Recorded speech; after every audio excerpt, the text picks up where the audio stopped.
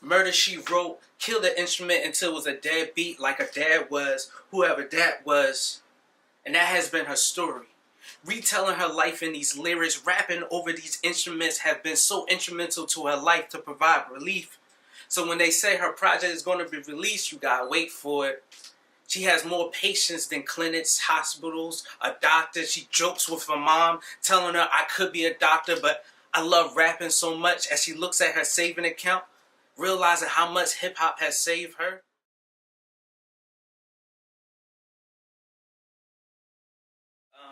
I have never had to stress myself in this way, in the sense of just like, traditionally, like my poetry is about like soft masculinity, mental health, communal love, the black experience.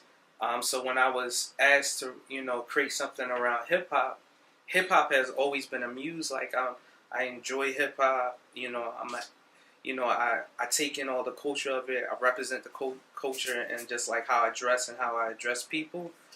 But creating some art about it directly, like you're gonna see hip hop in my mannerisms, from just like my hand gestures to just like my banner in between the crowd. But to talk about it so directly, I had to really pull for myself of just like the stories that I had witnessed of people.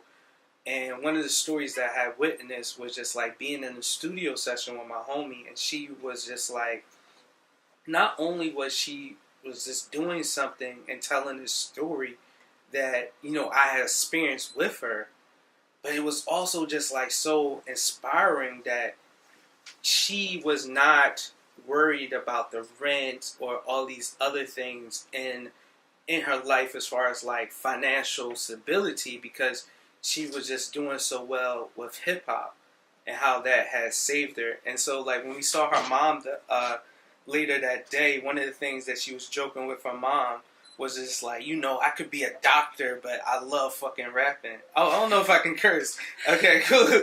And that was just like, that was like the the thesis of the night of just like, yo, this is really dope. And also you're really dope because you could do so much more, but you're doing something that is like fulfilling in a way that maybe isn't, other things are not. I have seen those in mourning, all ready so they don't have to get ready. Ready for what their heart can't prepare for. Dressed to kill, like they're in the military where they're just militant, trying to fight for a before of who they were.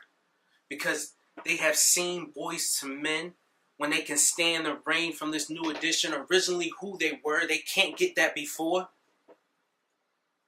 So they live with this grief. This grief stays with them like a bad roommate that won't pay overdue bills they build from the pieces that used to be whole, because they can't hold themselves together. So they in this gathering, preparing themselves for what their heart can't be ready for.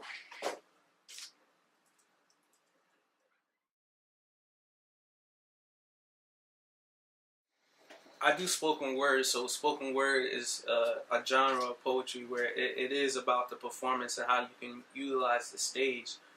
And that was a big part of my career, just like trying to get on every single stage and platform that I could think of.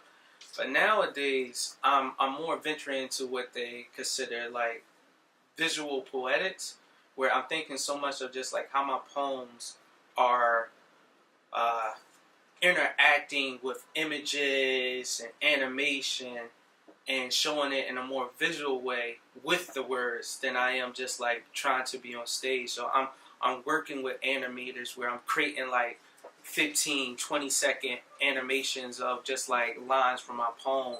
I'm working on a comic book that is represented from just like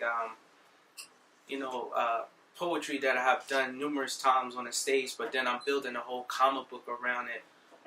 So those are the ways that my poetry is shifting, where I'm expanding myself, mainly because just like one, I love art, and the biggest reason why like my career went from just like making show money, which was just like $100 to $200, was just like expanding myself to the artist space where I'm like $300,000, because there was such a community there that, one, I love, but also just like there was people in the room, but also outside of the room that was then talking about the art when I was marrying it with something else. Because it's just like, if you hear a dope poem, you'd be like, yeah, I heard this dope poem tonight. But if you experience some art and it has some of my poetry with it, you're now passing it on. You know what I'm saying? So it's just like, yo, here's a copy of this like picture that someone drew and stuff like that, and it has my words associated with it. So you don't have to be there for the experience of my poetry anymore, but you're still interacting with it. And once I started getting those responses, that's when I really just started venturing off. And then also I just had like it was like part of just like who I am. Because like I love animation, I love cartoons. Only way I really consume reading is through graphic novels and comic books. So it's just like it felt really nice, and that's where my art is right now.